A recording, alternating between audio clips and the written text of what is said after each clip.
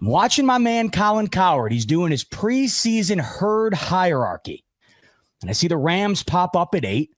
And I'm waiting to see what he's going to be doing. Obviously, are we going to go status quo here? What are we going to do? Where are the Niners going to be? Are they going to be on there? But there was a particular team that popped up that took me by surprise. The Seattle Seahawks. Colin Cowherd, at least according to the herd. Wow. The 6th best team in the NFL, one slate behind the Kansas City Chiefs. Now, I know he's got the Broncos at 4, so that might illegitimize this listing, but figured I'd bring that to your attention, Brandon, because the hype, which felt like maybe wasn't there throughout the duration of the preseason, I don't know if you feel it on your end, but is it building up out in Seattle? Does it justify a guy like a national radio man and Colin Cowherd putting him at 6?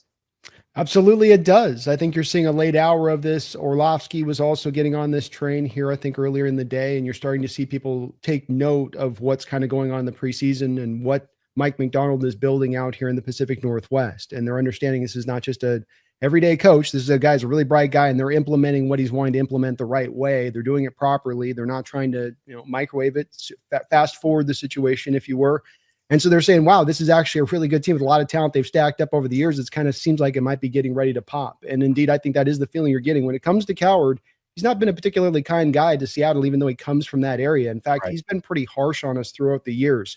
So when he's coming around and saying this, I don't think it's even as much as it's his outlook. He's a guy who's generally connected in the league at times, and not every take he has on this, but there are some takes he has where I think he's more being informed from smarter people that he's connected into that are kind of telling him, hey, you might want to be in on this thing to look smart on this down the road on that. And when it comes to Denver, he's buddy with Peyton. So he's completely lost. That's the problem with Cowherd. He lost the thread when it came to being unbiased long ago. But cool to see. He's one of the few people out there that actually put us high in the ranking. Everybody else guy's like 20s.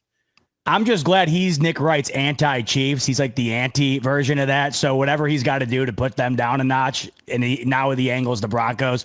So I'm with it.